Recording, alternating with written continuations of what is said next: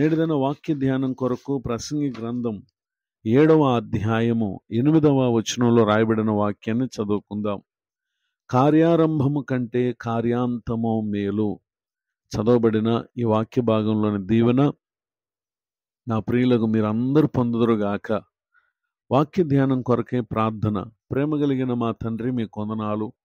నేడు చదవబడిన ఈ వాక్య భాగం ద్వారా నాతో విను మా ప్రియులతో మీరు మాట్లాడి మమ్మలను బలపరచమని యేసుక్రీస్తు నామములో ప్రార్థిస్తున్నాను తండ్రి, ఆమెన్. చదవబడిన ఈ వాక్య భాగంలో ప్రభువారు సొలొమోను గారితో మాట్లాడి దైవ జ్ఞానమును అనుగ్రహించగా, ఈ సొలొమోను గారు ఇశ్రాయేలు ప్రజలకు తాను చేసినటువంటి ప్రసంగంలోని విషయాలు ఈ ప్రసంగి గ్రంథం అనేటటువంటి పుస్తకాలలో మనం చూస్తాం. నేడు మనం చదివినటువంటి ఈ వాక్య భాగంలో పరిశుద్ధాత్మ దేవుడు మానవులకు తెలియపరుస్తున్నటువంటి సంగతి ఏంటంటే, కార్యారంభం కంటే కార్యాంతము మేలు. చాలామంది జీవితంలో ఆరంభము చాలా ఉన్నతమైనదిగా ఉంటుంది, కానీ దాని ముగింపు వారికి ఎంతమాత్రం మేలు కలుగు చేసేదిగా ఉండదు.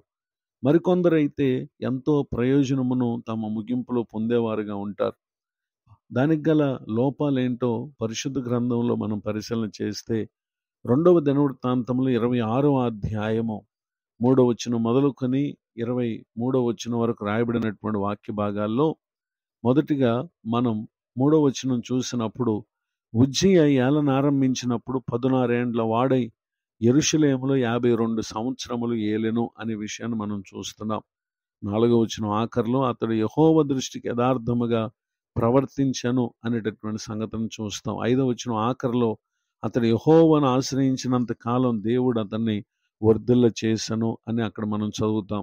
15వ వచనం ఆఖరిలో అతడు స్థిరపడు వరకు అతనికి ఆశ్చర్యకరమైన సహాయం కలిగిన గనుక అతని కీర్తి దూరముగా వ్యాపించను. తన ఆరంభం తన పితరుడైనటువంటి దావీదు వలె అతడు యెహోవా దృష్టికి యథార్థముగా, అలానే ఇక్కడ తన తండ్రి అయినటువంటి అమజ్యాను కూడా ఇక్కడ జ్ఞాపకం చేయటం మనం గమనించగలం.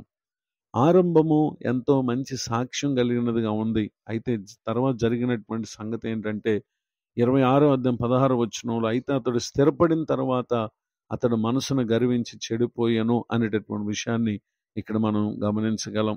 ఆ తర్వాత కాలంలో అతన్ని దైవజనులు హెచ్చరించినప్పటికీ వారికి అతడు ఎంతమాత్రం లోబడక, వారికి దేవుని పనికి చేసినటువంటి ద్రోహాన్ని బట్టి అతని నొసట కుష్ఠరోగం పుట్టినట్లు, దానితోనే అతడు మరణమయ్యే వరకు జీవించినట్లుగా క్రింద వచనాలు తెలియజేస్తూ ఉన్నాయి.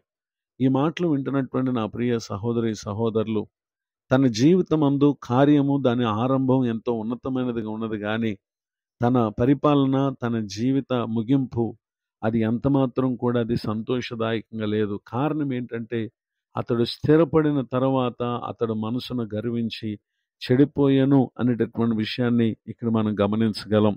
నిజమే, మనసులో కలిగినటువంటి గర్వమే అతని ముగింపు అది ఎంతమాత్రం కూడా అతనికి మేలుగా ఉండకపోవటను ఇక్కడ మనం గమనించగలం. మరో భక్తుని జీవితాన్ని మనం చూసినప్పుడు ఆదికాండం 37వ అధ్యాయంలో అక్కడ యోసేపును మనం చూస్తాం. అతని జీవితం ఎంతో దేవుని దృష్టికి యథార్థమైనదిగానే ఉంది. ఆ తర్వాత రోజుల్లో తన అన్నలు తనకి ఎంతో బాధను కలుగు చేయటం మనం గమనించగలం.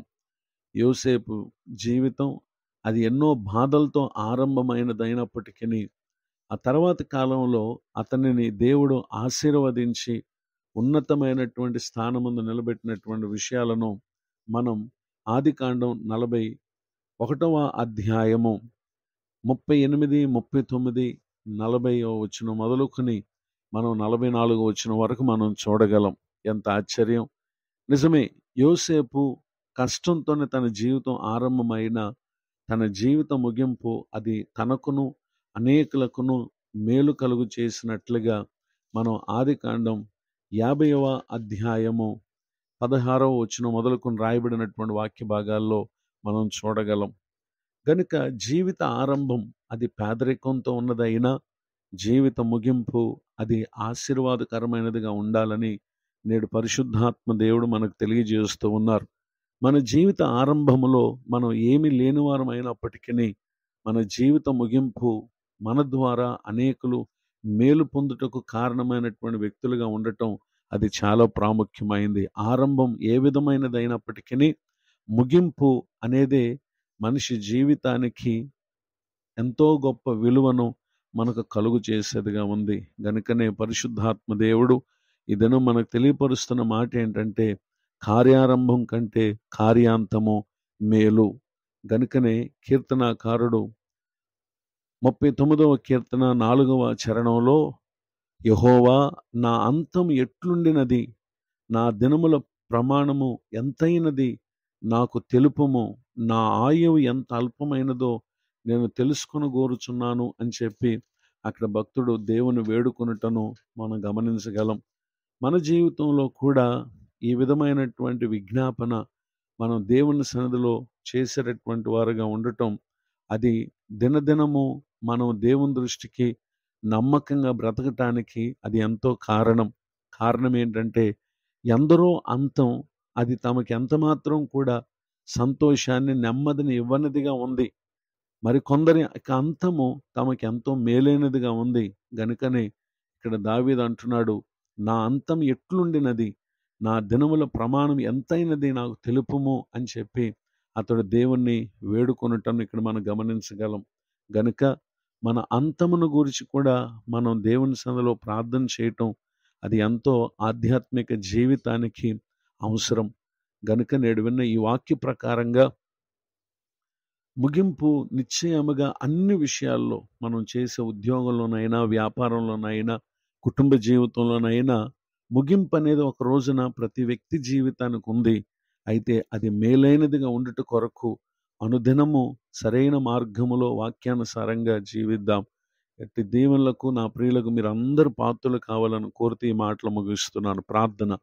ప్రేమ కలిగిన మా తండ్రి, మీ కొందనాలు. నేడు విన్న ఈ మాటల ద్వారా ఏది మేలో మీరు మాకు తెలియపరిచినందుకు స్తోత్రం.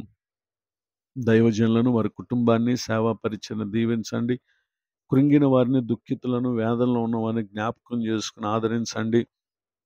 మరి ఒక నూతన సంవత్సర దయా కిరీటాన్ని ఈ దినం పొందిన మా ప్రియులను మీరు దీవించమని, ముందున్న కాలమంతా అందరూ విన్న వాక్య ప్రకారంగా ప్రవర్తించి మేలైనటువంటి పరిస్థితులను తమ ముందున్న కాలంలో పొందటానికి సహాయం చేయమని యేసుక్రీస్తు నామములో బ్రతిమాలి ప్రార్థిస్తున్నాను తండ్రి.